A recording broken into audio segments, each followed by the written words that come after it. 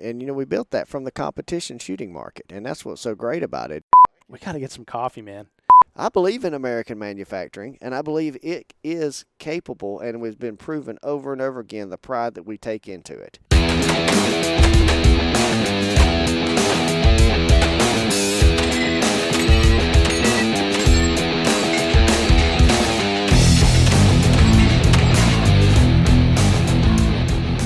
Welcome to the 3 Gun Show, brought to you by Armalite. This is episode 130, and I'm your host, Dave Hartman. My guest this week is Vice President of Sales in Outdoor Products at Oneida Molded Plastics, board member of the 2A Heritage Camps, and a visionary behind the Industry Choice Awards, and the man with one of the most memorable hit calls in 3 Gun, David Power.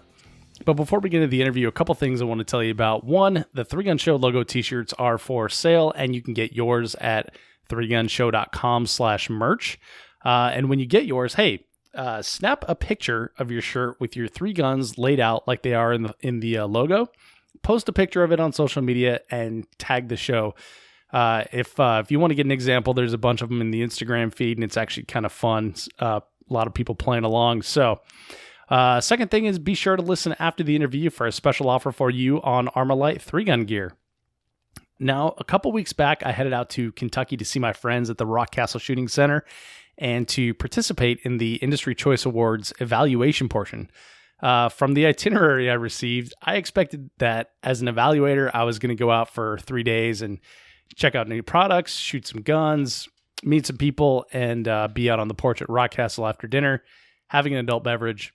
What I quickly found out was that if you were serious about giving these products their fair shake, you were putting in 12-plus hour days typing away at a keyboard about everything, including like the product packaging, the knobs and how well they turn, all kinds of good stuff. But it was an interesting experience, and we talk about it here on the 3 Gun Show. Show notes can be found at 3gunshow.com/episode 130. Now enjoy this one with David Power. David, welcome to the 3 Gun Show. Great to be here, Dave. Looking forward to it. Oh, man, I am so pumped. I am so pumped to have you here. David, I feel like there's so much to talk about with you. We're going to cover a ton of ground here, but the reason that we are sitting here together is the Industry Choice Awards. We just did the evaluation portion of it, and we're going to talk a lot about that. But you and I go back to last summer when we met in South Carolina. Super hot weekend at the 2A Heritage Camp, which was amazing. And I got to know you, and I had heard stories about your shot calling before I had actually met you. And everyone is like, oh, you got to meet David Power. Hit! And everyone would always that's all they would say. And I was like, yeah, all right, so he must be. But then when we were on the truck with Tommy Thacker, and we're watching those kids shoot out to like 600 yards in the big field, yep. And I hear you calling shots, hit, and you're giving that guy a hard time for flirting with the girls and not paying attention to the scope and everything. I was like, that's why the reputation precedes you. Yeah, I love to have fun with it. Well, the history of the whole hit call is I'm not that great of a shooter to begin with, right? I call myself mediocre at best, but I love it. I just enjoy it. Yeah. And when I hit a target, it's exciting to me. So I don't understand why everybody doesn't call out hit like that, right? Because, it's like, oh, I finally hit it. Hit! And you get it out. And I guess they say I have a little bit of an accent, so it drags out to about 4 syllables when I say hit.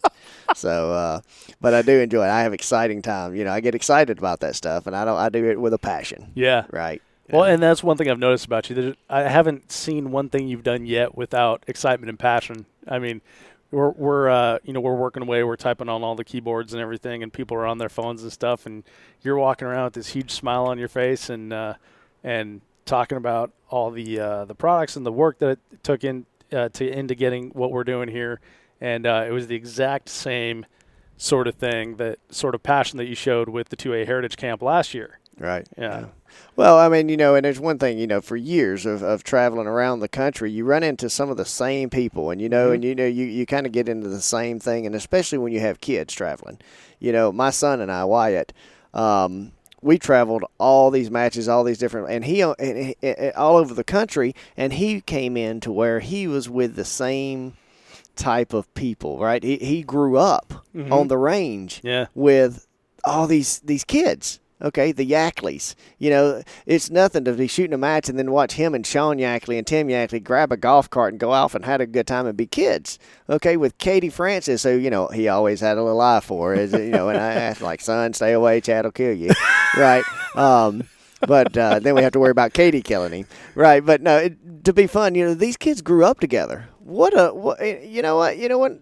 What a great experience that was. Yeah. And we wanted that to extend out, and there just wasn't a whole lot of things for junior shooters at that time. Mm-hmm. They had the MGM Junior Camp, which is fantastic, something that Rhonda Gibson and those group put on from MGM. It's legendary. It's been going on for I don't know how many years, but it's way out there. I mean, it's in Idaho. It's way out there. It's way out there for me, and for people coming from the east to go out there, it was a heck of a trip. Definitely. My first trip to the MGM Junior Camp was fantastic with Wyatt, though. What an experience for a father and a son. He was probably 13 years old. We flew in together, and because I travel a lot, we got upgraded to first class. Of course, where I park, you know, you got a limo that we go across from. You know, where you park, and they just take you from there in a limo to the shuttle. It cost me the same. So he's in a limo. You know, and we've got gun cases everywhere, you know, trying to go out there. So we flew out. We did the Industry Masters together, okay? Oh, cool. And shot it. And he shot on the team with us. And then we drove from there in a little Fiat, okay, because I'm a budget guy too, so we're right? From a limo to a Fiat. We're a limo, and we pick up this Fiat to drive to the Masters and then drive to the MGM Junior Camp. And to get a rifle case in the back of a Fiat with a 13-year-old kid was pretty fun, you know. And we had to turn things sideways, and it was pushed up all the way to the seat. We drove through Yellowstone Park to get, you know, on the way there. And when you realize that the bison and stuff are bigger than the car that you're in when you're standing in the road, it was quite an experience. But you know what? That's making memories of a lifetime. Yeah, no kidding. And then we get out there with all these kids, and we saw what was going on with MGM. It was so amazing to see the camaraderie, to see how these kids are out there enjoying something. They're not sitting on their iPhones. They're not sitting there watching TV. They're having a great time doing what we love, and it's kind of honoring, you know, for that. And then we, you know, of course, the year later is when they did an East Coast MGM camp. Okay, and then that just became too much for MGM to do both on each side. That's where the two-way heritage was born with Becky Yackley. Said, hey, you know, we'll do it as an MGM under your leadership the first year, and then we'll kind of turn it over. And, you know, so some of us who had been involved with it, you know, got asked to be on the board, which I'm on the board with the two-way heritage camp. And now we're running two camps of, you know, our own, you know, from that. Yeah. And it's so exciting to see just the growth in the junior shooters. You know, I say it's exciting, you know, it's exciting to begin with, and then you get to a match, it's not exciting anymore because they're all kicking our butts. Yeah, exactly. You know? So, but yeah, it's great. And that was the experience that I had too. Like, you separate them into two groups, two squads, or whatever you want to call them. And the younger shooters and then the older shooters. And the older shooters are like, super high level. They're there for, you know, athletic training type thing. And it was like mind blowing to see that. It's like, holy cow, like these kids are serious. Like this is where they get this intensity when they're out at a match, you know, and they carry that throughout their training too. So that was kind of cool to see, like a little bit of behind the scenes of the the effort that they put into it too. It was really cool. Right. And of course, you know, with, you know, and for me being, you know, knowing how many of these kids can just beat me any day, right, on the match and all that, one of the explanations we have for that, because I'm not one of the instructors, but I help, right? We help with all the details things, but I have other information that may be valuable to them. And, you know, one of the things we try to put in there is to be teachable. Well, guess what? Your NFL coach standing on the sidelines, he's not your best quarterback either. Right. He just knows how that coaching thing works and how the whole thing fits together. And I'm not saying I'm anywhere fit to that, but there's knowledge. And the group we try to put together from the pro shooters teaching in that, as well as the parent support and the things that go on, they get a good array of it. So it's exciting to see that growth in the market. And we've got, let's say, the two camps this year, and we're looking forward to them and watching that grow. Sure. You know, industry support's the key, right? You know, absolutely. as everything. And we know that those guys get stretched thin. Yeah. Well, David, before we move on, I want to take it back a little bit and talk about your background and how you got into firearms and everything. But when are those camps? And if people are looking for that, I believe it's 2aheritage.com, right? Or That's correct. Okay. Yep. 2aheritage.com, and you can find it on Facebook mostly, or as I say to the kids, that Facegram Instabook, somewhere on there, right? I like to be funny with that. That camp this year, the Minnesota is the first one right after Father's Day on June the 19th and 20th. I think it goes into the half day of the 21st. And so that one's going on in Minnesota. And that's right before the Trigun, right? That is, right before. It's kind of weird we do that. We put it right before a match so that these juniors can get out there, do it, and it makes travel a little easier. Yeah, so absolutely. It's a great family vacation to go out, do a camp, and then go shoot a match together. Yep, I love it. If your family does it.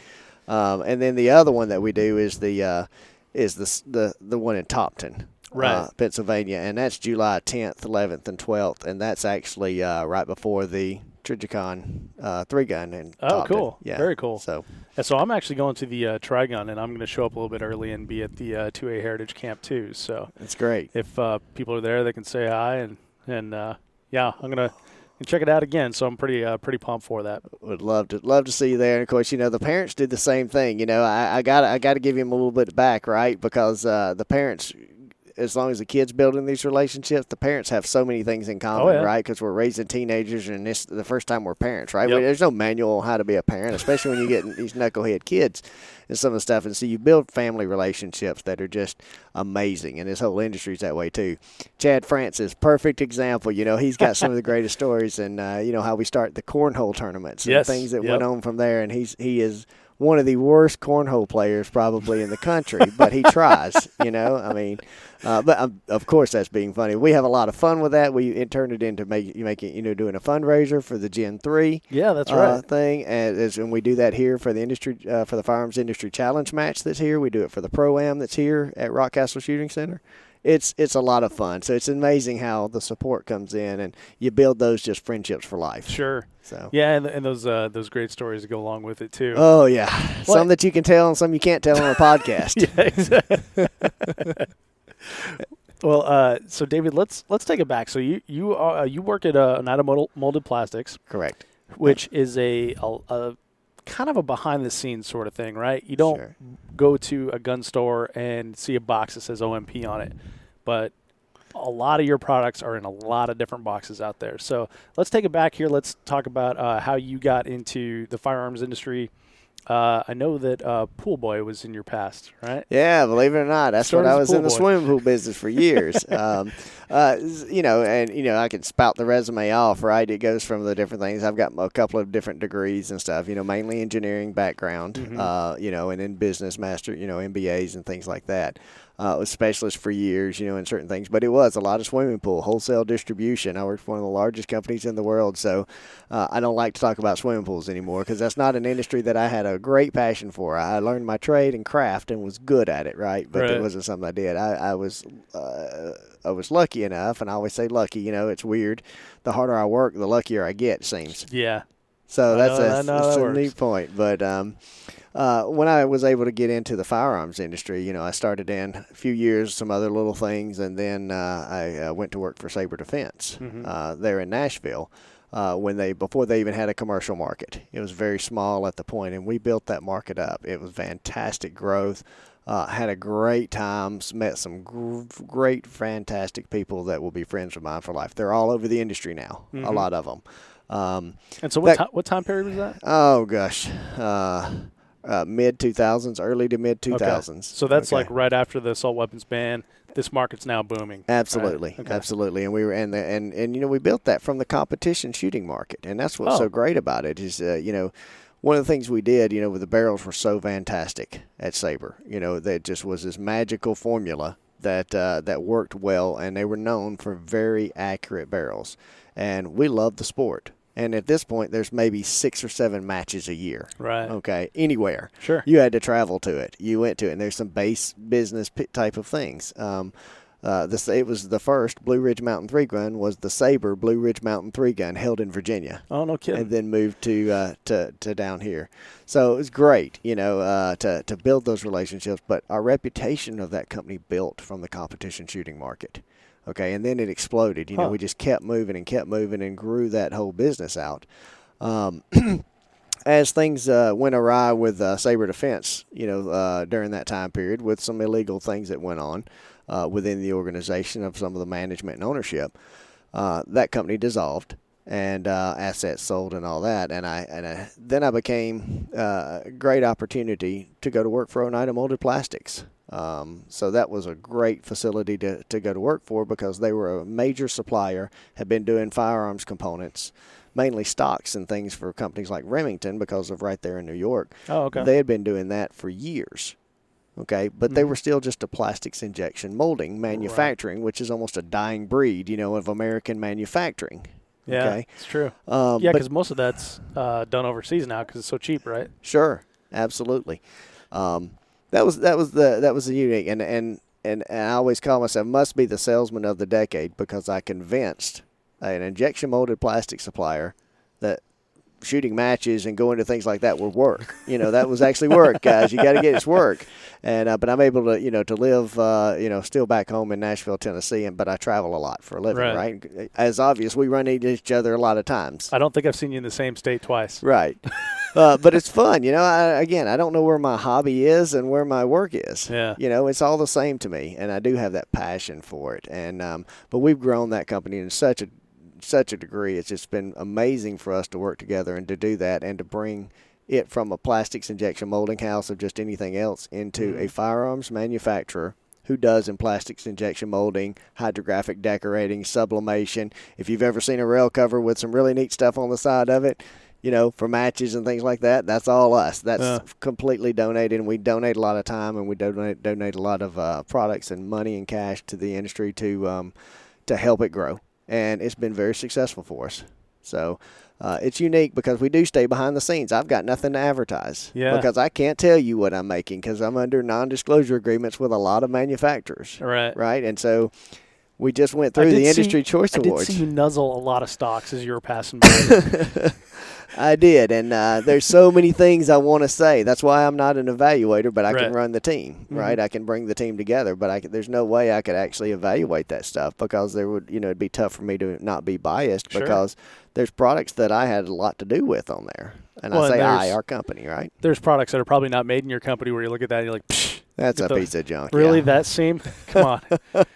But that, back to that, it's true. What it allows us to do, though, as far as some benefits and things are concerned, you learn. You learn from everything else with it. You learn what the market will take and what it deals with. And that's kind of how we developed the Industry Choice Awards. Right. It was a concept that came from the Industry Masters, which was an FMG Publications thing. Fantastic event for 13 years. For those that don't know, FMG Publications, like large magazine conglomerate. We're talking like Guns and Ammo and pretty much anything else that has the same fonts. Magazine. Yep. Right. Yep. But they put on a great, event, and it was a very social event. Come together, enjoy it, hang out with some of the who's who of the industry. Sure. It was fantastic. One of the elements we found that was when that went away, from them was, boy, we missed that. How can we pick it up? And Rockcastle hosted that event twice, back to back. It was here for 2 years, right? And they pulled it off, did a great job at it. We were riding back from the last Industry Masters, and I made the prediction. I said, what if they do away with this? And of course, the first thing that Nick and Nate Noble, said on that, and Jim was a big proponent in this too. Their dad said, what if the Industry Master goes away? And they're like, oh, we'll pick it up. Oh, no kidding. We'll pick it up. We want to do that. That's a great thing. It matches everything in our vision of Rockcastle Shooting Center and where we want to go with our company of Rockcastle and our facility. And I said, what would be cool? And this is where you get wrong sometimes when you talk too much. I don't know if y'all know this, but I talk a lot. I've heard it. You heard it. My idea, I said, man, it'd be cool? I said, what if there was like a People Choice Award? Okay, what if there was something that we could bring in a bunch of folks in that didn't work for these manufacturers, but could give them feedback, true feedback that was unbiased, okay? And in most cases, we all hold some bias of certain things that we like and don't like, but they could bring it back and give them real feedback. Tell them what they like about their product, what they don't like about it, without the risk of them getting bashed on the internet. Yeah. Forums or getting bashed. What if we could give them an outlet to get and put some statistics behind it about a good, diverse group of people. Law enforcement, the people you were around this week, if you look at their diversity and when you see their resumes, you've got everything from range owners, match directors for major competitions, to law enforcement, military. People that have worked in the industry that no longer do. Mm-hmm. Exactly. And so, and tons of competition shooters. Yeah, and it's unique because I try to keep that as low as you can, but it's kind of the world. Yeah. I mean, but I've tried to divide them out into certain segments last year of like hunting related but what I found out is once you have a type of competition shooter or law enforcement, someone who really understands it, they're so diverse in their ability because they're shooting 3 guns, not, in 3-gun competition. I don't know if that's why, they call it 3 guns because they use 3 guns. But, and they love the gear too. They go through and we're switching out and that covers a lot of ground when they know 3 products. There's so much crossover too in competition shooting and hunting. And I think a lot of times, I want to step back to something that you mentioned, but I think a lot of times the industry misses that portion of it, that there is so much crossover. You can't say that's a 3-gunner, that's a hunter. Right. Because I know 3-gunners that won't go to a fall match because they're hunting. Right. Yep. And like in Colorado, pretty much 3-gun dies at the end of the year or toward the fall not because it's too cold and people don't want to go out there and shoot, but because it's hunting season, and most of these guys want to go out and exercise that sort of passion, right? Absolutely. So, and then like you said, 3-gun's so gear intensive that we have a lot of experience with a lot of gear, and we've had gear that's failed us and that sort of thing, and gear that we rely on and we know what to look for and kind of failure areas and stuff. But the step back I want to take is before we get too deep into the Industry Choice Awards, and I want to cover that thoroughly because it was an interesting experience. You have a relationship with Rockhouse Shooting Center with the Nobles that seems to go back quite a few years. Want to know where that came from. But first, Oneida Molded Plastics, you talked about how you convinced them to let you go shoot matches and travel around the country doing that as part of your job. You mentioned all the support that you guys give the industry and how you grow it through the competition shooting sport. So you, from the conversations that we've had, see a lot of value in the shooting sports. Absolutely. And I hear from a lot of people on or offline of sort of like, don't put this on the podcast, but if I don't attach your name, it's okay, right? But a lot of people question the ROI that they get for supporting the shooting sports. What can you tell me what value that you and maybe your company see in the shooting sports? Sure, and that's a pretty easy one. It's an intrinsic value, right? And it's hard to go back to the return on investment for all that. And I'll go right back to where I said about Saber. I learned that lesson there, right? Because I wasn't a competition shooter at that point. I enjoyed hunting. I loved guns. I had worked a little bit of stuff beforehand as in engineering groups and that type of thing, specialist in certain areas. But when I saw what that market was, I got excited. And I'm overly excited about it now because here we're sitting, and I'll give you my perfect predictions, and that this will get somebody who listens to this, I hope, that catches on, right? And they get it because I'm telling it to everybody I see because everyone's looking this year. It's a perfect year, 2017, because all the manufacturers are wondering what the industry's going to do. Right. Okay. And what I have to go back to, and all the investment bankers are looking, what's the industry going to do? Okay. Where do I spend my money? And I'm not making as many guns as I was making last year. Or even last month. And the bottom, as we talk about, the bottom drops out. Okay. I tell you the one that isn't, and this is what's great about it, is if you stay steady, keep your head down and stay steady with it. If you look at it, the competition shooting is thriving right now. Yep. And it's unbelievable what that market is. I made a statement to a lot of them, and it looks at we're in a different market than we were in a year ago. November, when Trump got elected, completely changed our market. What had happened prior to that, okay, was things like Newtown shooting, okay, and all the fear buying, okay. People went out and they bought guns, and they bought them out of fear that they were going to get banned, okay. Then they had a fear that the government was going to take them from them, okay, for these things. And then they had a real big fear. We were all shaking in our boots if Hillary Clinton got elected, okay. And I'm not going to get all political. This is business. It changes the outlook of everything. by the way, everybody can figure out where I stand, but on the political side. You're wearing a blue shirt. No, I'm not. I'm kidding. Gray. It's gray. So what happened is we had what I'll call closet gun owners. Yeah. Okay, they would buy these guns because they wanted it, and they were afraid they were going to get banned, and then they were afraid the government was going to take it. But it's one of those you didn't want your friends to know. You weren't talking about buying guns. You didn't want to be on your Facebook, Instagram, Twitter about being a gun owner. I have family members like that. Absolutely, and the fear was there. Mm-hmm. Okay, now what's happened is the fear's gone, and it keeps getting less and less and less.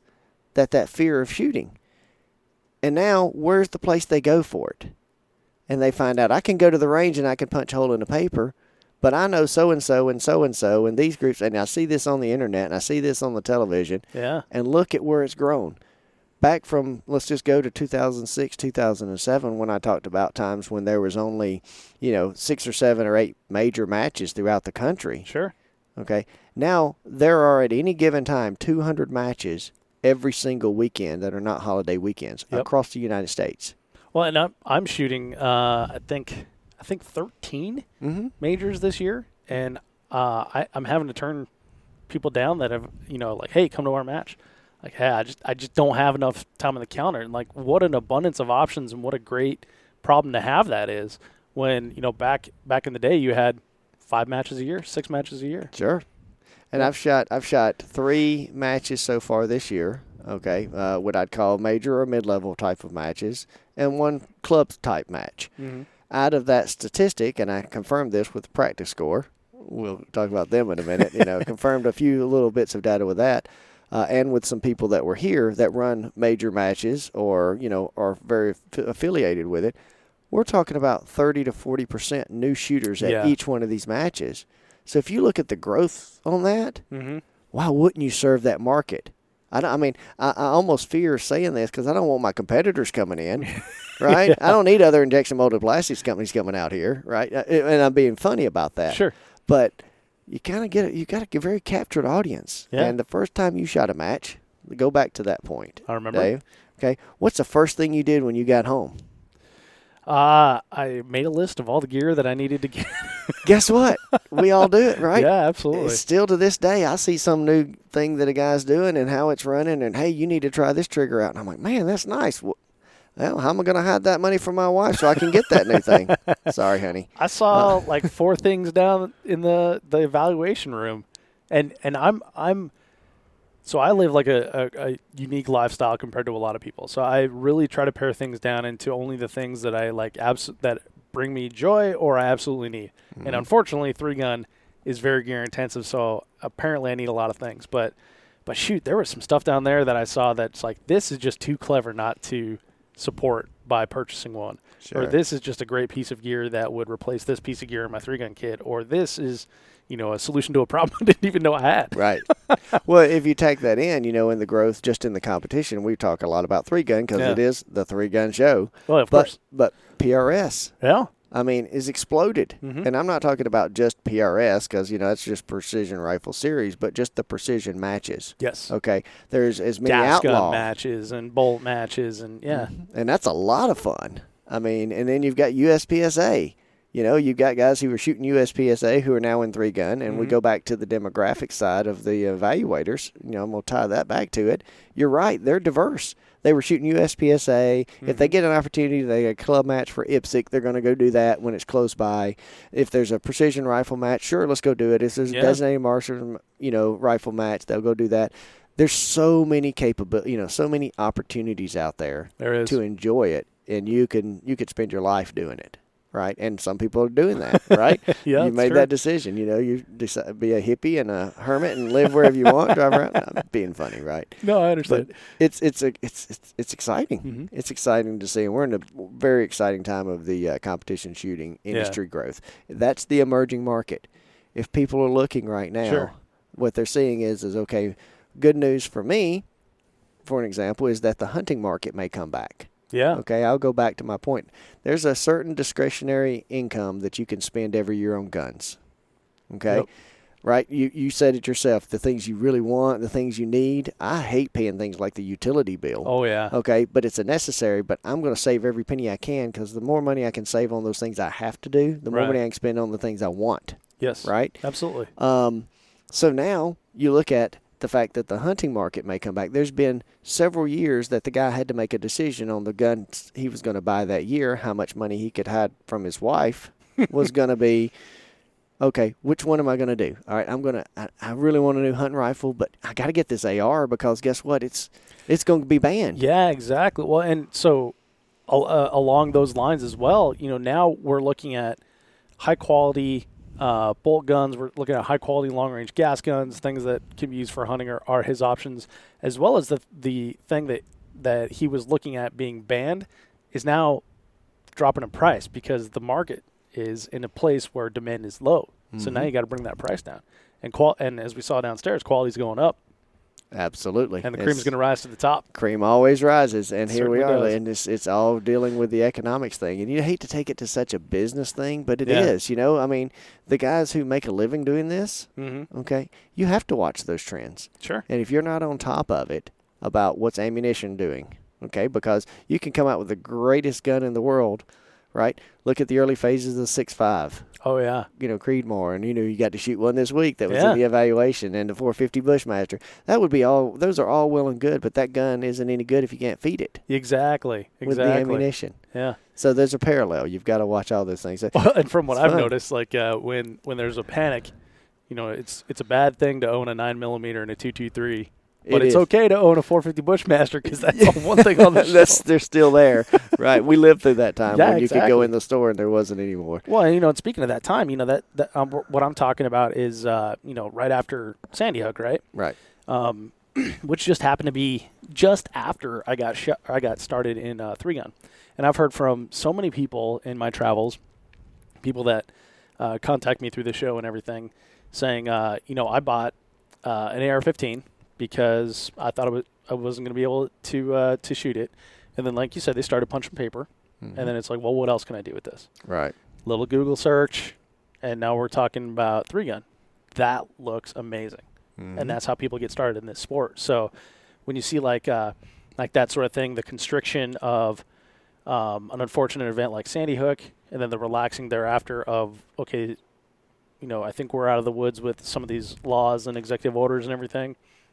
Now we have the constriction of we may have one of the most ungun-friendly administrations going into an even more ungun-friendly administration to now we're perceiving that we're in the clear. Perceiving, because we don't know yet. Yeah, we are. Right. We're perceiving that we're in the clear. So now that relaxation, I think to build on what you said, David, is going to build into an even bigger influx of people into sports like 3-gun or 2-gun or even USPSA or single gun matches. Sure. And as you said, the quality goes up, the price goes up, right? With some of it brings things in. This is where some of these things were born, and I'll go back to a couple of things we talked about just a little bit ago.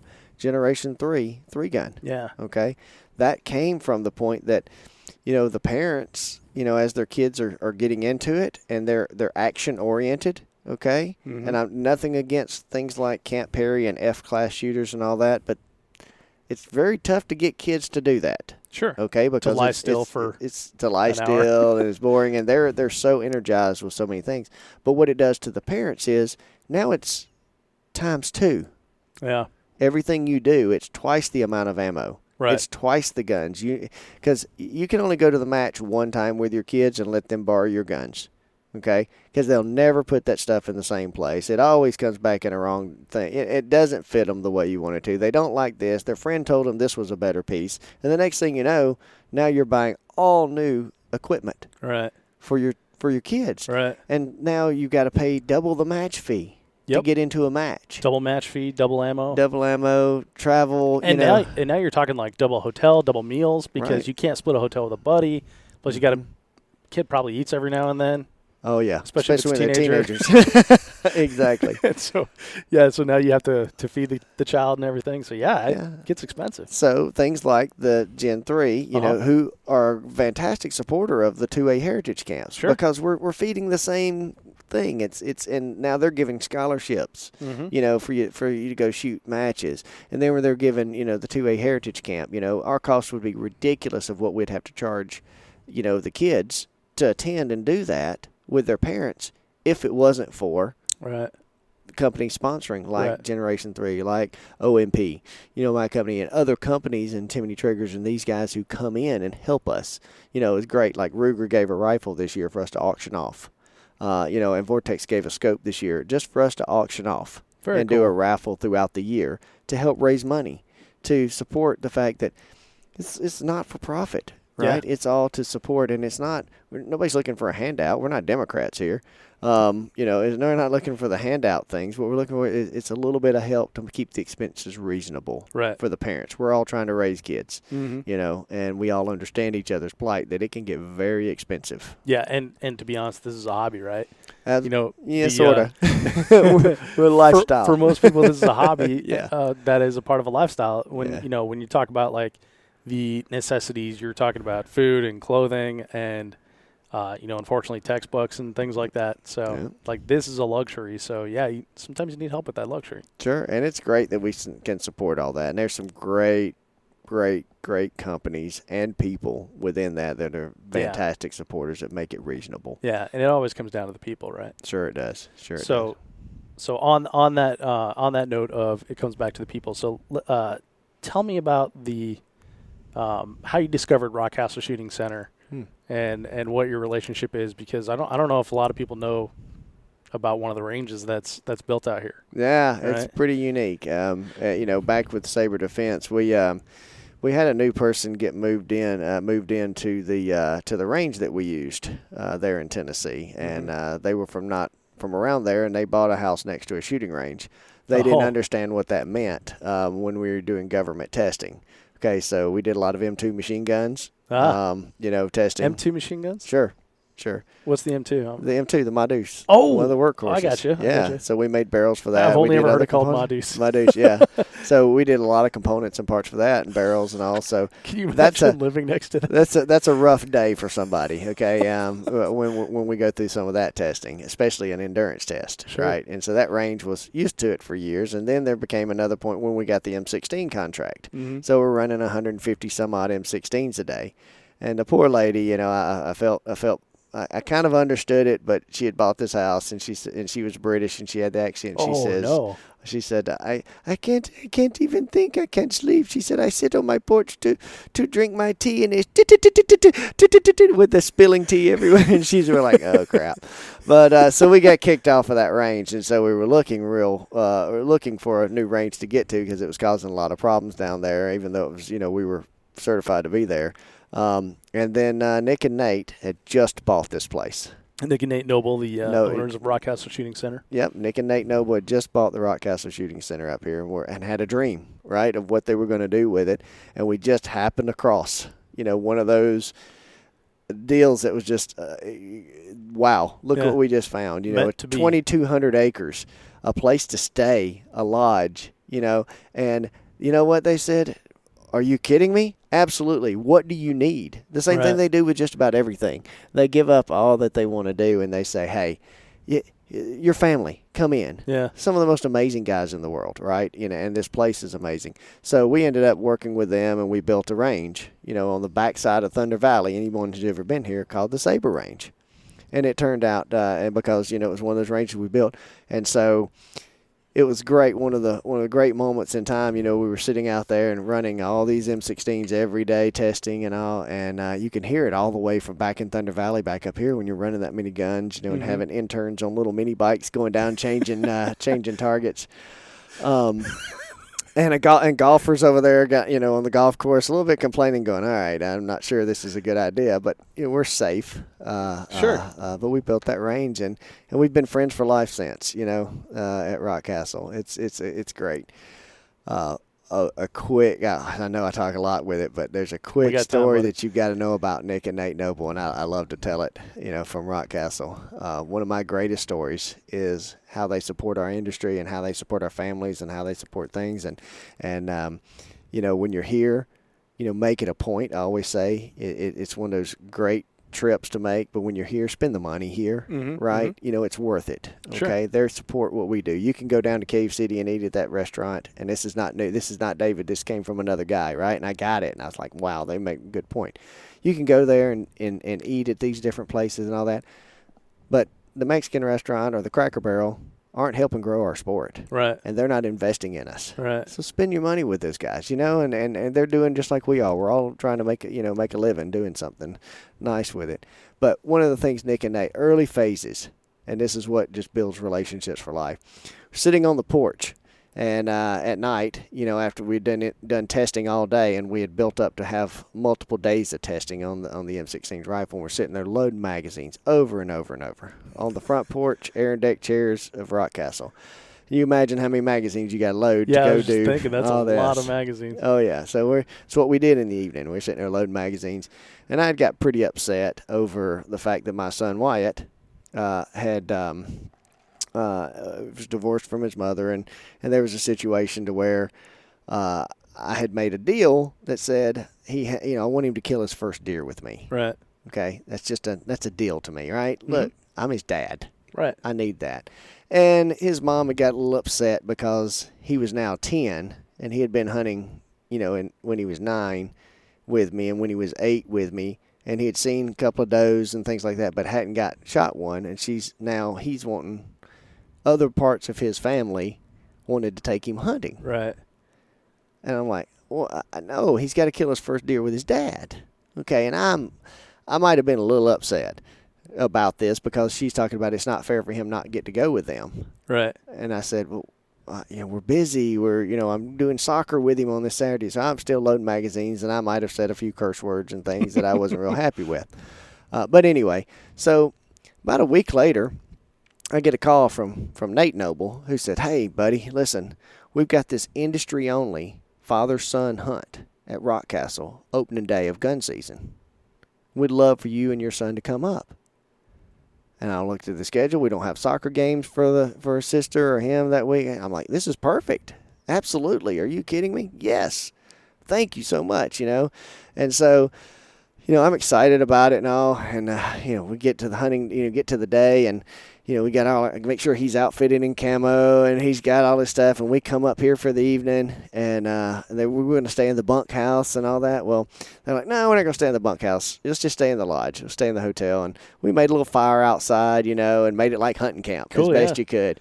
And they said, well, and then the next day, we get up that morning, we're going to go hunt. We walk across the parking lot of Rockcastle, and I'm like, shh, be quiet, Wyatt. We're in the parking lot still, right? Because all we're doing is going to the bunkhouse right across the hill where the grapevines are now. Oh yeah, okay. They had put up a double ladder stand sitting in the back of that. Okay, and I'm like, there's the road. Okay, which is not it's was legal within the whole thing. Here's this, and I'm like, I feel like we're kind of right here, and I can see the lodge behind me, and there's a bunkhouse below me, but they put me in this double ladder stand. I'm like, well, I don't care. It's a little field in front of us, maybe get a doe. Everything's great. I'm excited. Me, my 10-year-old, with a little 6.5 Grendel gun that I'd built for him. And so we're sitting there with an EOTech sight. And it's great. Well, about 45 minutes in, a buck comes around the side of the pond like he's on a string and walks 40 yards broadside to us. And I'm like, oh, my, that's a big buck. Oh, my, holy cow. And I'm almost like, give me the gun, Wyatt. It's one of those moments where you got that decision to make. And so he's laid down, and I've got him laid down on the bar real good. I'm like, all right, be easy, quiet, make your shot, squeeze the trigger easy, and you're doing this. Here's this brute of a buck standing there. Walking 45. I'm like, oh, my God. And he shoots it right through the heart lungs. 15-point buck, his first deer ever. No kidding. Oh, it was amazing. Right there where the grapevines are. That is amazing. And I don't know who was more excited, Nick and Nate or me, right, from Rockcastle. We were so just pumped up. What an experience, No to kidding. have with it. And they just made this whole thing up. I meant to go back to the whole father-son hunt. Sure. For the industry only. Yeah, I'm waiting. That was for me and Wyatt and Nick and his son, the owners here, and Nate and his son. That was the hunt. Oh, nice. They just said, father-son only industry hunt, and it was just us. That is so amazing. It just salt of the earth type of people. No kidding. Yeah, how cool is that? Yeah, that is amazing. And so how cool for Wyatt to grab like that big of a buck. Sure. That quality of an animal on his first hunt too. Yeah, and of course, for me after that, it was like, y'all can take him hunting anytime you want. Yeah. Good luck. This experience is over. Exactly. So, have fun with all them. But anyway, that the point of that story is good people. Yeah, right? for sure. And of course, I love this place. You asked about how we were with Rockcastle Shooting Center, and we've just been friends for life along there. Yeah. God, that is an incredible story, and I really like how it started out with a challenge, and the life puts a ton of challenges in your way. Sure. And we were talking about that before we got started here, and it's how you respond to those challenges that define where you're going to be in 10 years. And the challenge is, there's a woman who can't get any sleep because you guys are ripping off Ma deuces all day long. Right. And then the solution is Rockcastle Shooting Center and an amazing relationship that you've had for a long time now. Yeah. Like, I mean, what if, we always joke about people like, oh, you moved next to a range, you shouldn't know. But what if she hadn't? You'd just be back at that range throwing stuff down. You wouldn't even know Nick and Nate. That's just amazing. Right. And it's amazing what they've done with the place, over the years. I've got to see it from the early phases, and sometimes you get here and you're like, some people are, well, it's not all the way. Amazing what behind the scenes work. And that's kind of the things we talked about earlier, too, about the Industry Choice Awards. Things can get rough, right? Guess what? I mean, Nick and Nate Noble haven't owned a lodge before with 2,200 acre shooting center, right? Yeah, they're growing it just like any other things, like the Industry Choice. Sure. It's last year being our first year.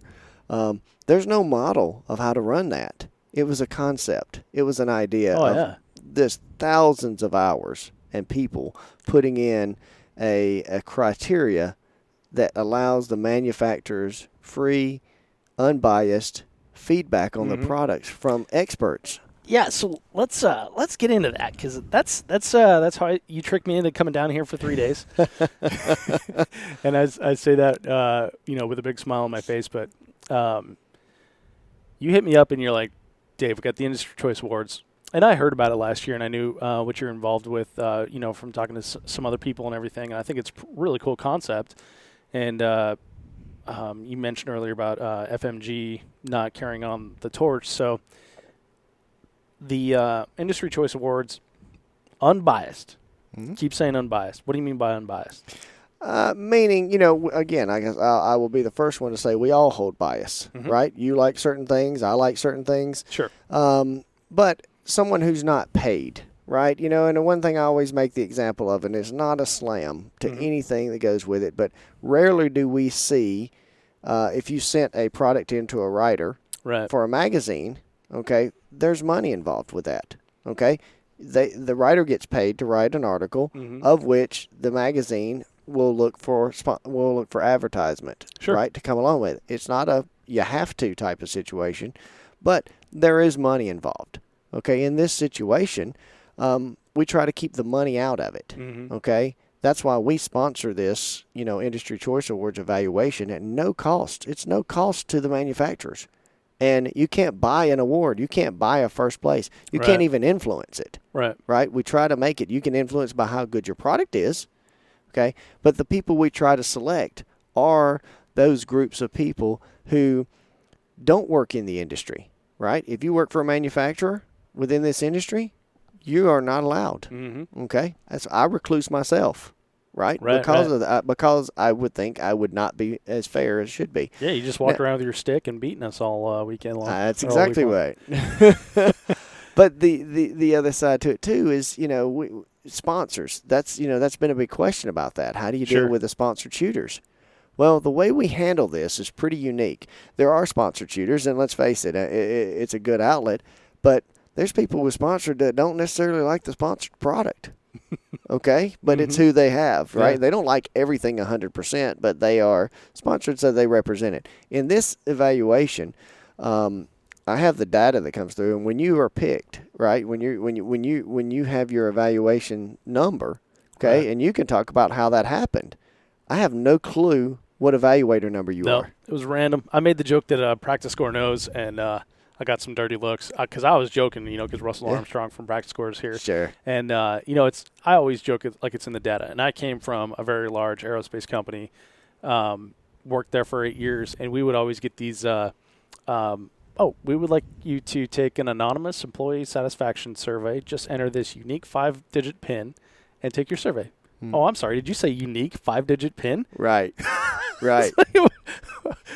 These are high-level engineers. Do you think we're really that dumb? And of course, you get skewed results. So sure. But so let's get into it. So first day, you got this big box of folders, and there's what was that stuff on the right side?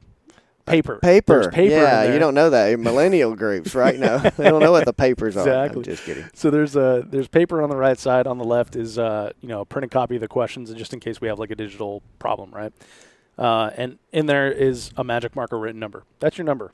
That's it. Don't show anyone. No need to. No one would remember it or anything. So every survey that I filled out for every product, I put in that unique number in there. And that was unique to you only, and you're the only ones that knew it. Right? Exactly. Yep. And then I gave my opinion on 96 different products. And the good part is if I don't know who you are, and I'm standing here beating you with a stick for 3 days about why are you so far behind because you're talking too much over there with your buddies. No, he's laughing because he knows. But this is why I sat us so far across from each other. So yeah, we did. But while that's happening. As you're going through there, if I don't know who you are as far as the number is concerned, now I know you're sitting there and sure, I know you're doing your work, okay, but I have no idea what you're inputting. I have no idea what you're commenting about or what you're thinking on these products. If I don't know when the data's submitted that you're evaluator number 104 or 38, I don't know. Right. So when the data comes in, if I don't know, how would the manufacturer know? Sure. So it gives the opportunity, even to the point that there, is a sponsorship or someone who's biased in there, even if they want to say bad stuff about them, right, they can say it. Sure. And what's even better than that is even when you give constructive criticism about the product, who you might not, if you and I were talking and I was sponsored by, I don't know, let's just say I'm not sponsored by anybody because, but from Leupold, let's say I was shooting Leupold scopes and I was sponsored by Leupold. I'm going to say good stuff about Leupold. Right. Right. Right. Not that I'm, but I'm going to not say the bad stuff. It's not that I'm lying. I'm to promote their product if that was a sponsorship. I'm not saying we don't have that integrity, but what I am saying is you can now say those things, even if you were a sponsored shooter, right, which we've had a few as sure, evaluators. You can say whatever you want. Because I don't know who you are. Right. The manufacturer's not going to know who you are. Right? And nobody else knows what you said. It's like if you invited me over to your house for a party, and at the end you're like, Dave, how was the party? Like, oh, it was great, man. I had a great time. But it may be that, like, yeah, I did have a good time. But if you had, peanut M&Ms, I would have had a great time. Even better time. Sure. That sort of thing. So they can give that kind of feedback, right? Of they may believe in that party, believe in, the good time they had, but it can always be improved, right? Right. If you're not improving, you're just sitting stagnant. So. And that's what I meant by the word unbiased. That's where I'm bringing it in, is it allows you that opportunity to do it at your own free ability, right? And you don't think there's any repercussion that can come from any of your comments, whether they're good or whether they're bad. Well, and so let's take it out of the firearms industry for a minute, and I can give an example that people may not know is there's in automotive industry there's things called press junkets, right? So BMW, we're going to release the BMW M3, and we would like Car and Driver, Motor Trend, Jalopnik, whatever the Truth About Cars, all the digital outlets. We want you all to drive it and give your impression. And here's how the human brain works, right? what we're going to do is we're going to have this test drive, not in the New Mexican proving grounds where we shook these all out. We're going to have this in San Diego. We're going to have it in San Diego, and we're going to drive the hills of into La Jolla or whatever. We're going to put you in this really nice hotel, and we're going to feed you all this fancy food and all the champagne you can drink, and free Wi-Fi, and here's a nice BMW, golf shirt and everything. Mm-hmm. And but we want your unbiased opinion. Sure. But now you took something, and now you have to give your air quote unbiased opinion on that BMW M3, and then guess what wins car of the year? The BMW M3. Right. I mean, that's how it works in the automotive industry. And, I don't write for magazines in the firearms industry, so I don't know if that's how it works here, but just that's what I know to be the truth in Sure. the automotive industry. So when you take all that out of it and all the industry support, and now you just have that BMW M3 sitting out there, and Dave, you can drive this, and you can give me your impressions on it, and BMW's not standing next to you. They didn't pay for your hotel room. They didn't, give you champagne. Right. Now you can give like an honest assessment of what that M3 is really like. Right. And for me, you got paid great this weekend, right?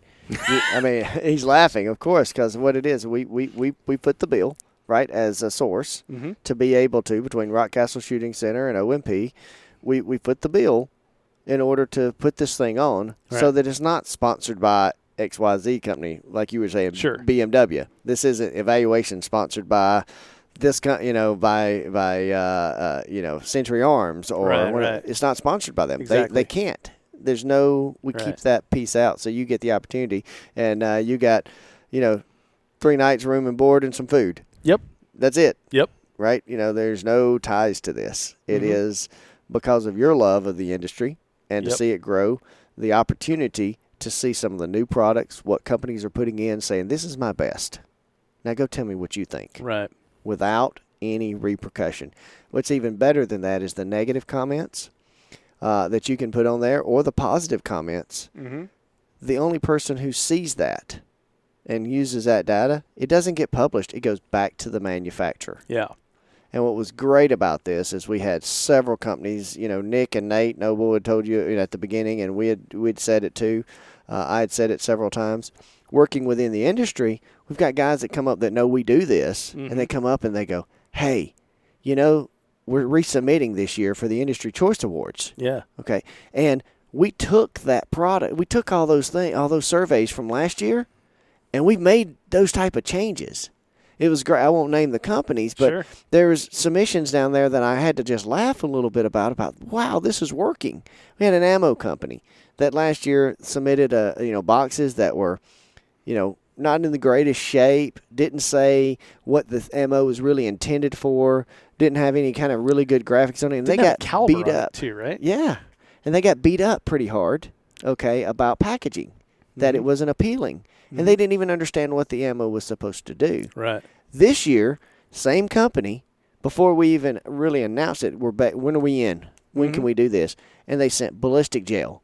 Oh yeah. Okay. Yeah. That and a sales sheet, and then basically instructions on, hey, here's how to use this, and this is what we expected to do in performance. I mean, they really put a sheet. Now they can't stand here and sell you the product, because you have to get some of. But they took the things that they didn't do well on last year, and they actually added it. Right. I've got firearms companies that sat there with me at dinner, just even at the NRA show, who were saying the same thing. It's like, I took that in, and I've been wanting to make these changes to our gun. Pardon me. I want to make these changes, and I've been telling our management group, these are things we need to do. But it's coming from me. Yeah. I walked in with a stack of data of people with the type of statistics that you guys had of how many years in gunsmithing, how many years in law enforcement, how many years in competitive shooting, and I took it in and said, I'm not saying it anymore, management. The user is telling me this is what we need to do. He said, I'm able to get the changes made. He said, what a value. Oh, absolutely. Well, and Nate gave me an example of a company so the Industry Choice Awards last year, the awards, July. The awards, in July. Okay, so July, company comes out, gets their feedback, goes off. 1 month later, they're back here for another event with the updated product, hands it to Nate, says, look, we did what you told us to do. Different box, different packaging, different accessories inside, changes made to the function of the firearm. 1 month. Right. I mean, that's how much they care about this this type of feedback. And it's not about winning, firearm of the year. No, it's not no. about winning the rifle of the year, the pistol of the year, the shotgun of the year. To my knowledge, there's nothing else that gives them that kind of feedback from this diverse of a crowd with the high levels of experience.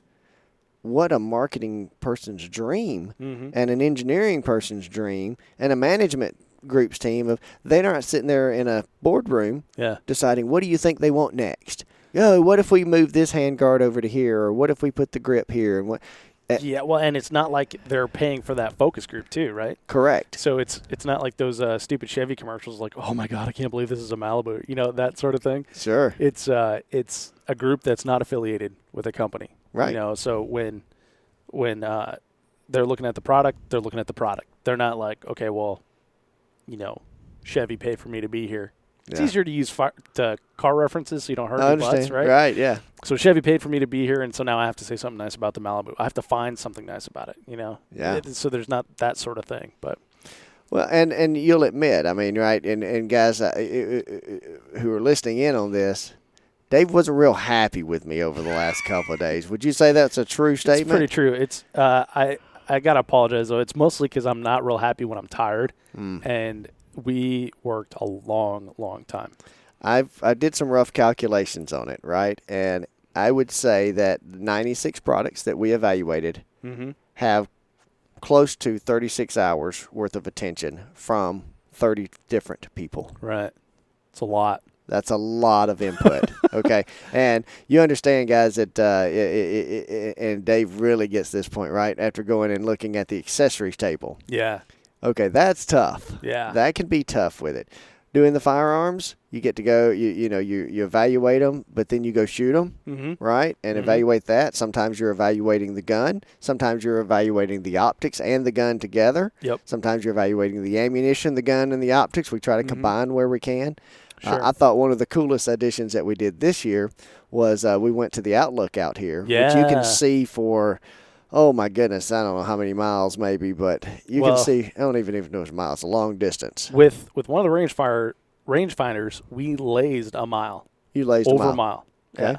So it was like 2,020 yards or something like that. One of the barns, and that wasn't even the farthest barn that we could see.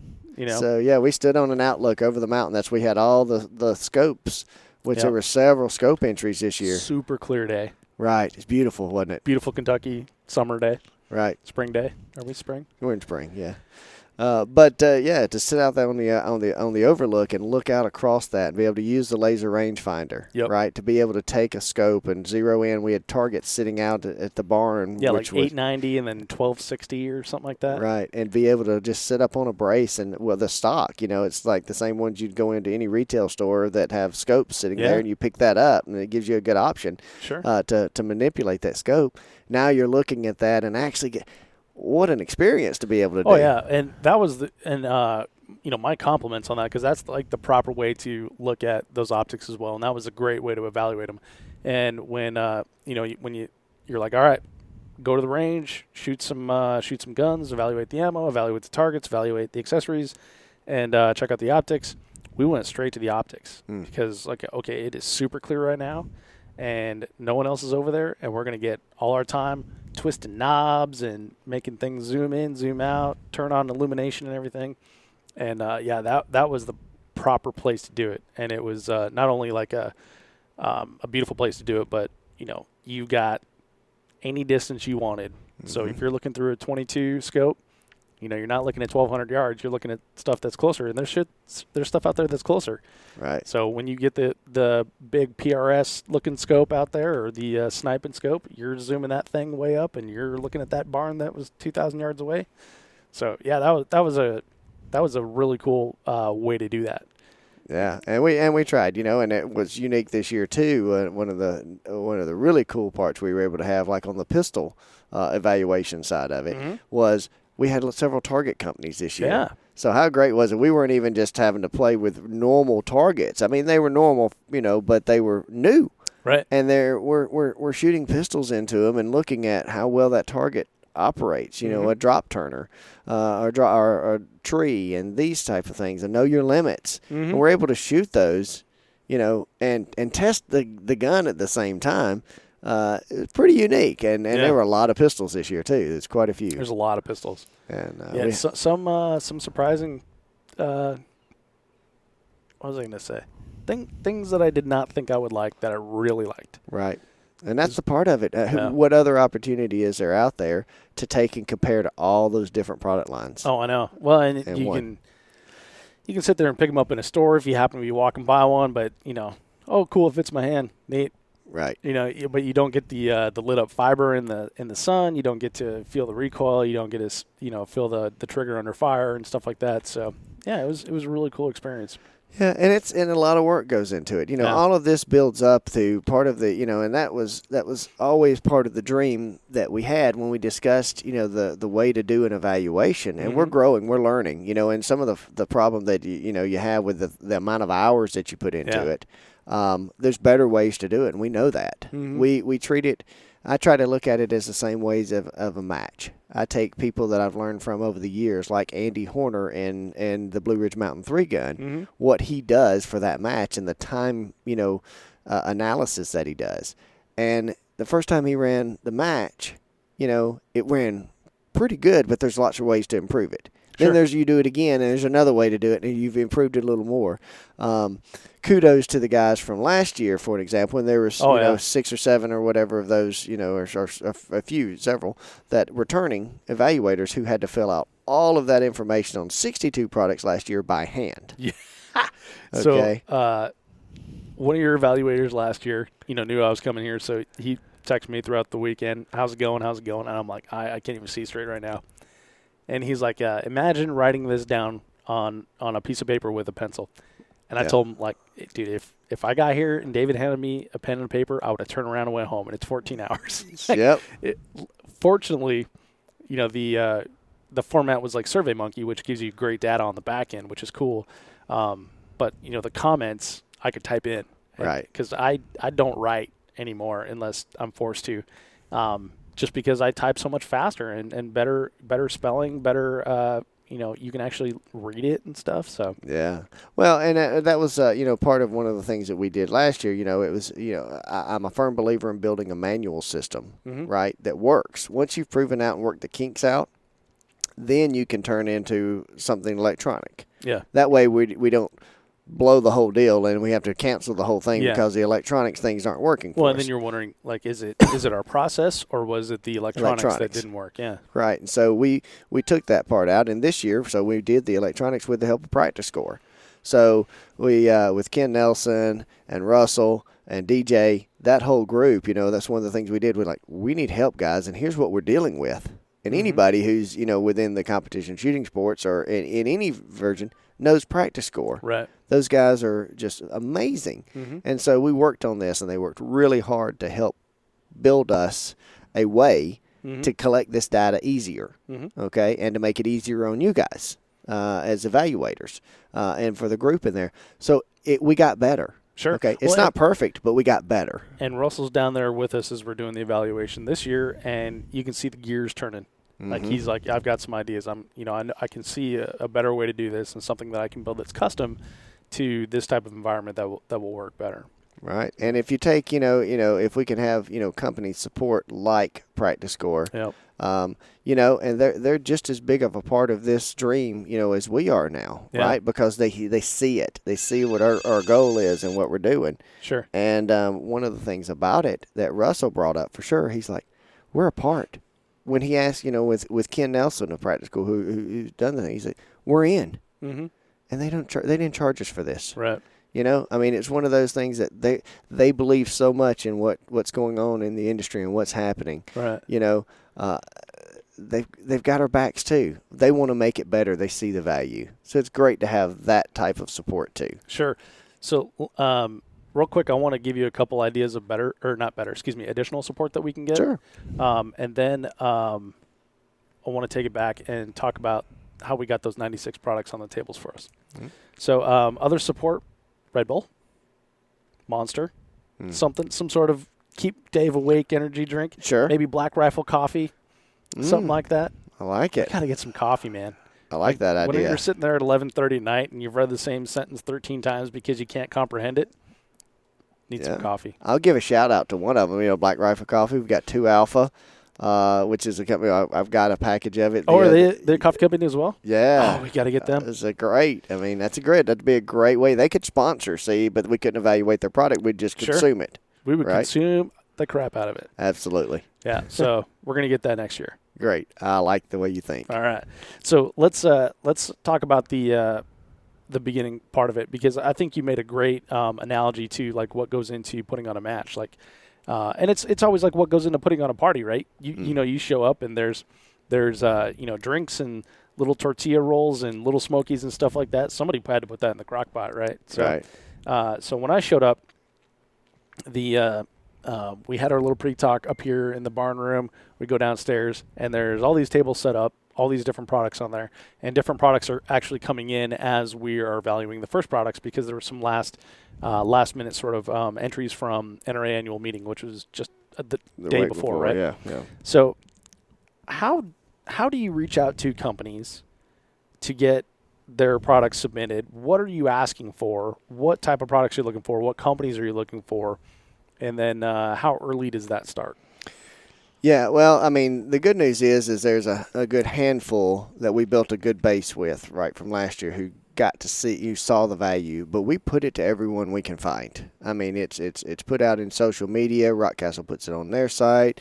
We Facebook it and try to put it and say, if you're sponsored, you need to let your companies know. Right, I work in the industry, so I push it to them. To all these major manufacturers, and we're looking for, the product categories of rifle of the year, shotgun of the year, pistol of the year, the accessory of the year, optics of the year, and ammunition of the year. Okay, and that's what we will evaluate. Certain things we don't think we have the capability of doing. One of them, of course, would be things like apparel. Right. That's a very tough for us to have done, and we don't believe we have the expertise to do that type of thing at this point. But what we can see the growth going into is we'd love to see it get to a point to where we're doing just a comparison of bolt guns to bolt guns. Yeah. Okay, or competition ARs to competition ARs, hunting rifles to hunting rifles. And we have that comparison in there. Mm-hmm. How great would that be to have that as a baseline? And, Same thing with shotguns. That in optics too. Sure. Because we had some really fine rimfire optics, stuff that surprised me when I looked at the box. I'm like, well, that's rimfire. This has really good glass on it, and it's probably going to lose out to a super high zoot optic, or maybe it could. I don't know. But then then I'm looking at like reticles that I think are subpar. When someone nudges me and like, hey, that's a hunting reticle. It's like, oh, okay. Well, in that context, now I got to change my whole perspective on this thing. Sure. So when you're talking about different categories, and obviously you've got to see a lot of growth in the submissions, because if you have 2 in the rimfire category and 17 in the precision category, it doesn't really matter, right? Right. Or it doesn't really add up. It doesn't make sense. But I like that sort of big vision for the future of it. Yeah, and it comes down into the shotguns, right? You got sporting clay shotguns, you got 3-gun style shotgun. There's so many ways it could go. We had the firearm. Right. And you had one, that was never designed to shoot sporting clays, but there's it's fun to shoot sporting clays with this little thing, right? And we had a lot of fun with that. But we try to give scenarios for the evaluators to do multiple things with. Mm-hmm. So that's the ultimate vision, is to bring that in, because at the end of the day, it's not necessarily about winning the product of the year as much as it is the evaluation, but even better, and the feedback that you get from that. But we want to see it grow to that area, and we hope that the manufacturers see that value, that they want to see it grow to that too, right? And as in any startup. Okay, and we'll just call this as a startup company almost. It's not a company. We definitely don't make money. We spend a lot of money to do it, but we have a vision. Okay, and the vision is to grow that and to provide that service back to the industry. All right, the best value, and this is the way we present it to the manufacturers. Their best value is very simple. Send the product in for evaluation. Okay, once the product's in for evaluation, we'll do the evaluation for it. And then we'll roll it over to the Firearms Industry Challenge match, okay, which is a fun match. It's just a fun match to have. And this year it's in July 21st, 22nd is the Firearms Industry Challenge match. And that match just puts a team environment, and what our ultimate goal is for those companies that either submitted product or maybe they didn't submit product this year, but it's a place for them to come and the who's who and hobnob with each other. I got you. Okay, as manufacturers, and should have a little bit of pride, Sure. of their product as well. But even that, I can tell you, working in the industry, that's not unusual for a guy to be working in engineering at this plant for 4 years, and then the next thing you go in and he's at another place that you're calling on and working with a different project on. Thank goodness we stay within the industry a lot. A lot of those people don't get out of the industry because they don't want to. They just moved or something changed in their life, or there's a not better opportunity for them to do something else at another company still within the firearms industry. So we're all a big happy family. Dude, there's competition, but we're a big happy family. I've been shooting 3-gun for 6 years now, right? Doing the 3-gun show for 2 years. So my network, the people I know and I'm aware of, has exploded in the last 2 years. Sure. And a lot of those people don't work at the same company as when I started the show. Right. So, but they're still in the firearms industry, and you still see the hugs, even though they're wearing different shirts, Absolutely. So. Yeah, and it's great, but their best value, and as we try to bring it up, the best value for them is to submit their product for evaluation. If they choose, okay, then that product stays over for the Firearms Industry Challenge match, and it's used in the match. Okay, That's the format for the match is very simple.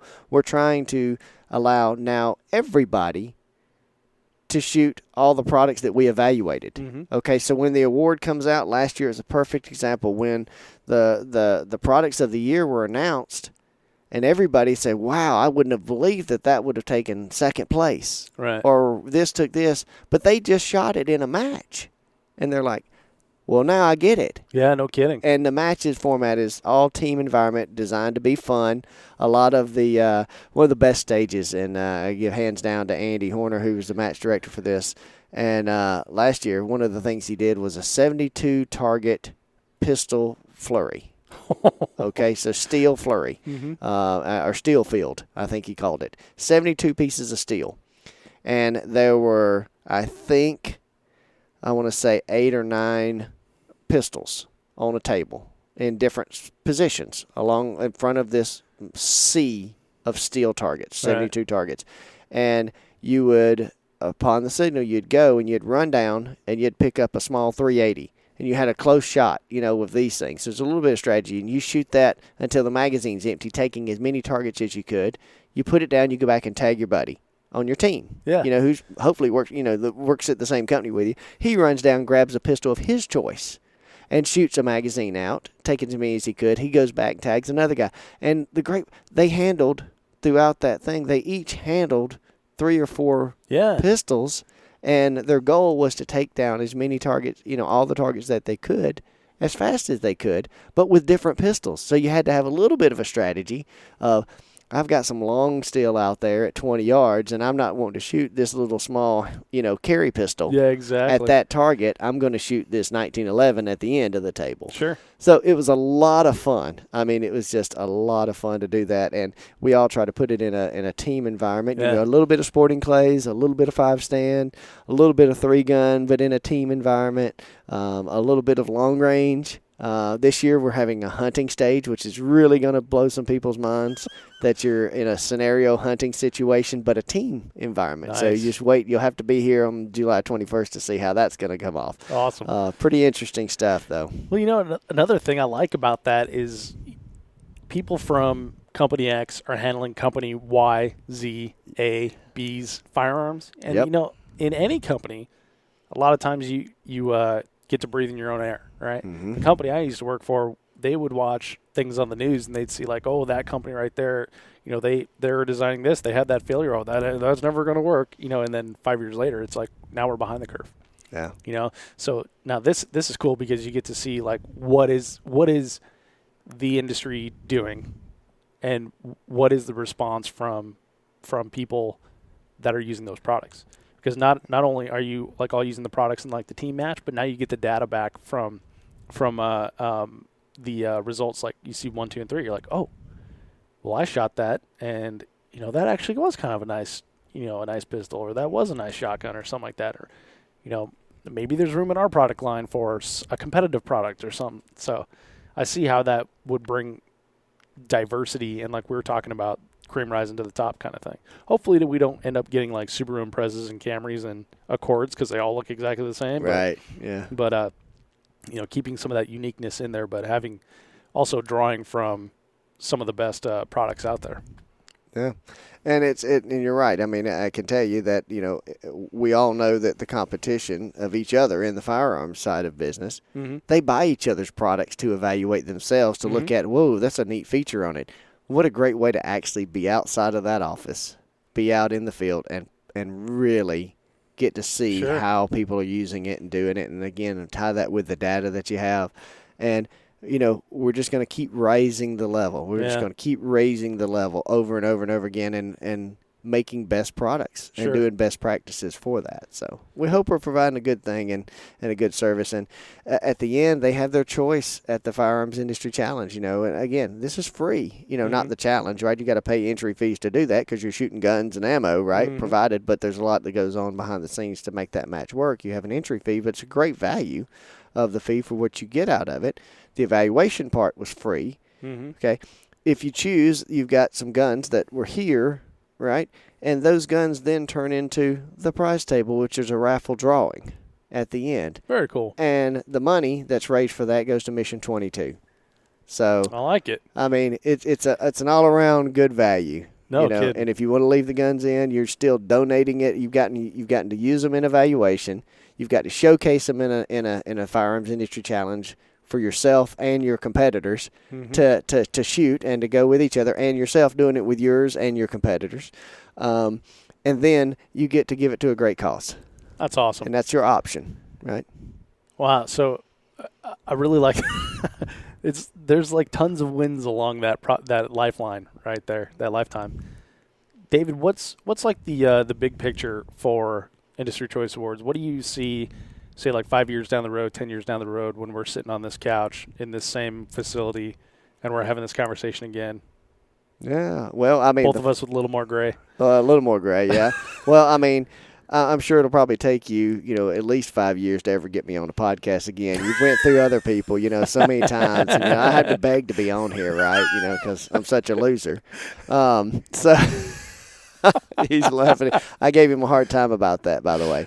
Yeah. Well, people kept saying, like, you should have David Power on. I'm like, hey, he's not really that interesting. I don't really know him that well. We usually have a 30-minute show, We're going to go on a couple hours here. No, I try to keep it in. The big vision is I can't wait for that opportunity that in 5 years from now, what I see is, of course, from the evaluation stage, we're doing a lot more electronic things. You're scanning product in, and it's a lot faster. You're able to spend more time per product. We divide it up and have specialty categories to where you're working on individual pieces, and I can kind of hone in a very good data selection group that will be able to really get some, deeper feedback because they'll have more time to spend with the products. I also look forward to the time where we aren't chasing down, that we know we've arrived when we're not chasing the manufacturers of the value. Send your product in so we can evaluate it. Excuse me. But they're coming to us saying, I've got to get in. Right. How do I get my products in? And then we can limit it, right, to a point that we're saying, give me the best. And you're kind of seeing some of that because the first-year entrants that saw the value in that are back this year. Right.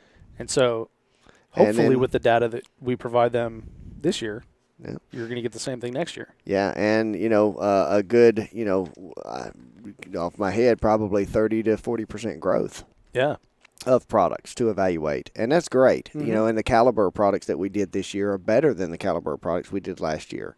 So we're expecting it to be one of those where there's got to be a cap somewhere. So 5 years from now, it's not we're having to call and remind, hey, this is going on. We want it on your calendar. Right. We want that the deadlines, I know I better get my new product done by this point because I need it in for the evaluation. And then that week in July, I've got to have a team ready to go to Rock Castle Shooting Center and enjoy whether we win Rifle of the Year or Shotgun of the Year, Pistol of the Year. Sure. You're talking about like a hard date. Like if you don't have your stuff in by, April 20th, right, you're not getting in. So you can actually turn people away at the door rather than chase them around at NRA annual meeting. It makes it difficult, right, to prepare. The cutoff this year was April 15th. Mm-hmm. Easy day to remember. We try to do it right before NRA show. We may extend a little more, and we extended it this year because we picked up product at the NRA show. There was product that came in the day of, right? The day we started, and we were able to accommodate. Yeah. Okay. There's going to be a time where hopefully we're not able to accommodate it, and we have to say sorry. Mm-hmm.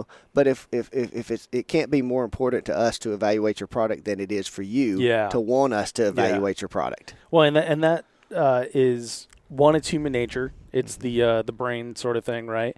If there's no hard stop, then you're just going to drag it on forever. Sure. Also, there's prestige that adds to it, right? And you get that over time, right? You don't start day one with having a reputation and a prestige, right? Right. So. Well, and part of that prestige, I hope, that would get people the most interested in anything would be the capability of them to have a piece in their hand that said, this is the Rifle of the Year award that I got selected by evaluation of my product, of my peers, of the cream of the industry, of these people who really spent the time to dig into it, and I beat my competition. Right. It's a heck of a lot better reward than getting it because you sold the most. Yes. Or that you spent money on advertising, or that you did things. But this is, very similar to like a People's Choice Award.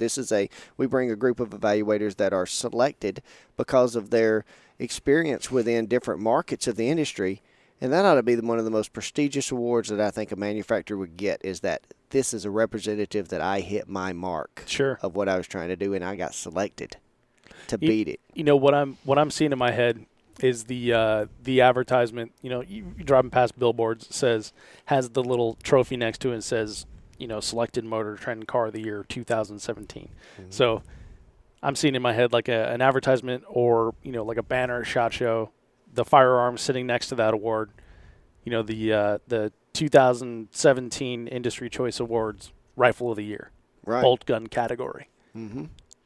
And it should hold some validity, the people who understand that, of how much depth we get into to make sure that product was selected. It's not easy to be the Rifle of the Year when you are up against all these others and you're getting critiqued from people that use the product. Right. Right? It's a big thing that you say, my end user, the guys who I'm trying to sell to, they came together and they decided to select my product. Right. That's a huge feather in anybody's cap. Absolutely. And I will speak for me and for some of the people that I was sitting with and some of the conversations I had weren't easy on products. Right. It's the first thing is, would you pick this up in a gun store? Would you take this off the shelf? What is the curb appeal? And there were a lot of products like, nah, I'd pass that right by. And I looked at it from the perspective of, am I looking for a rimfire pistol? Am I looking for a rimfire rifle? And even if I'm personally, Dave is not in the market for that. That's perspective you have to go from. And so when you're talking about that and you're walking through those steps of the product evaluation, on the end, that data, hopefully someone's using that and putting that into use, because it's not just like, it was good, thumbs up, it was bad, thumbs down. Or, hey, thank you for that contribution to our slush fund. Right. Right. So it's and you represent a big portion of the customer. You're a representative. You are not elected, you're a selected representative of a customer base. Mm-hmm. Your opinion should matter. Because if you're not listening to your customer base when you're developing new products and coming up with new concepts, then you're missing the mark. That's why you'll have a failure in the market. Yeah. So that's what we're seeing. I've had 130 hours of conversations with people about products, about things and techniques and things that we use and stuff like that. So I've got a pretty good feel for what that is like. Plus, I watch the Facebook groups way too much than I should, way too much more than I should. Sure. I get emails constantly of people asking questions and stuff. So, I've got a pretty good feel for what my audience and my guests have in mind as far as competition shooting. So so David, it's cool to be a part of that.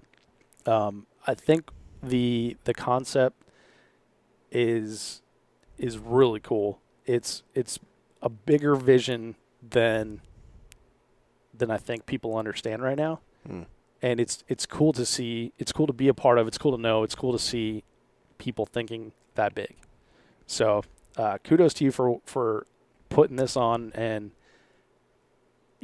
making this a part of the industry and like a selfless act for the industry. It's you and I have talked about it over the weekend. We've talked about ROI and not necessarily like what is the ROI of a sponsored shooter. It's like, what am I getting out of this? And we all came to the conclusion that it's a better industry. It's a more well-rounded industry. It's an industry that can act faster and fulfill those customers' needs. And that makes us all better in the end. Right. And, and as I said at the very beginning of this, of when I introduced to the evaluators, we're making history. Mm-hmm. We are making a change within the market. And how can you influence the change as one person? Yeah. Right? You can't, you can't. You can call up so-and-so and say, I'd rather see this, a mag release on the left-hand side or right-hand side or change this handguard. And one person can say that. Mm-hmm. Or the holster you put with your gun is horrible. Okay? I'd rather you not put it in there. Okay? Than you would put that piece in there because it devalues your product. Yeah. Okay?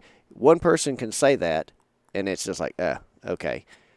When a group says that collectively mm-hmm. in their own, through multiple people in their comments, and they're representing a segment of the market, companies should listen. Carries right? clout. It carries some clout.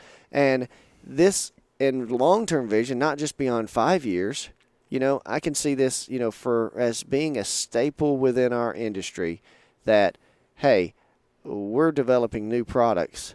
We've got to have it done before the industry choice evaluations so that we can see what it's like. I even see the point of it being at some phase that the product's not even released to the market yet. But they put it in for evaluation to decide whether it's going to the market that way or whether they're going to make changes for it. Oh, yeah. Okay? And the opportunity to see that and say feedback, launch it. Yeah. Okay? They won't see the feedback for several months after that. But even to the point of we're ready to make changes, now let's put it in, and they get an opportunity to do a test market with it, Instead of coming out with new Coke. Right? Yeah. Should have done a better focus group. I miss old Coke.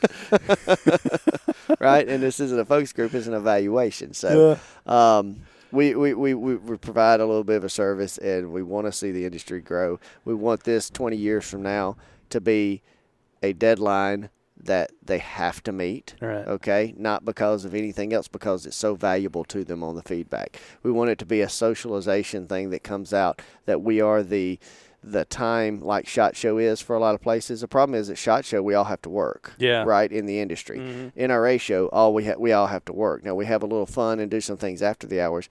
When do we get to enjoy the fruits of our labor? And that's what the Firearms Industry Challenge is about. Yeah, no kidding. Let's come together and celebrate what we are as an industry and how influential. We put so many jobs in the market. Okay, fun jobs at that, most of them, and we have a lot of opportunity to do that, and we support American manufacturing. Absolutely. So we're I'm gonna get stand on the couch here for a second, but I believe in American manufacturing, and I believe it is capable, and it has been proven over and over again the pride that we take into it. This is just another step that we're going to just increase that pride a little more and keep the jobs here. So. My company didn't move out of Oneida, New York during all of that problem where it's probably a little cheaper to do some things somewhere else in a different area. But those people depend on our company, right? Their jobs. I feel a lot of weight on the shoulders of saying the only way I'm going to grow, okay, and maintain these people's job is if I can do my job better, if I can have more product being sold, if the manufacturer can sell more product out there. And we're supporting a whole line of American manufacturing companies through the firearms industry. And that's what I think is great. Damn, David. Yeah, I love your vision. I think that's a great place to end. If people want to get a hold of you, if they want to get their products into the Industry Choice Awards, there are industry people that listen to the Three Gun Show. So how would they reach out to you to do that? Sure. It's right through Rock Castle Shooting Center. Okay. Their webpage is the best place to go because they do a lot more of that. I'm a little more secretive, right? Not about my personal stuff. I'll give you my cell phone number over the air. You know that. Have no problem with it. But the Rock Castle Shooting Center will give you the most data. Gotcha. And you won't have to listen to me for an hour and a half tell you how great the program is. You just said, I just want the form, David. Gotcha. So the Rock Castle Shooting Center can handle all that right from the Rock Castle Shooting Center website. David, man, it's been an interesting weekend. It's been a lot of fun, a lot of hard work too. So I'm going to try to stay awake as I drive home here, and I'm going to see you in a couple weeks, couple months, something like that, somewhere down the road, some other different state. But thank you for the opportunity to participate in this, and thank you for being on the Three Gun Show. Thank you, David. Hey, before you take off, check out the show notes at threegunshow.com/episode 130 for links to things that we discussed in the podcast. Now, I mentioned earlier in this episode that it's brought to you by Armalite. Armalite likes what we're doing over here at the Three Gun Show and loves how connected and interactive you are as listeners. So they've chosen to support the show for 2017 season, and I'm very grateful for that. To be sure that it was a win for you as well, Armalite has allowed me to get you special pricing on their line of 3-gun rifles, both the 13.5 and the 18-inch, as well as their competition handguards, gas blocks, and tunable muzzle brakes. So I just got notification that the 15-inch competition handguards are on their way to me right now, so I do have a bunch of those en route. And if you're in the market for a rifle or components to build your own, email me, dave@threegunshow.com, and I'll send you pricing. Also, I'm starting up my summer match traveling soon, and I'll have all this gear with me as well for you to check out. So when you see me at a match, just ask, and I'll be happy to show you. Thank you so much for downloading, listening, and subscribing to the show. I'm Dave Hartman, and I'll see you on the range.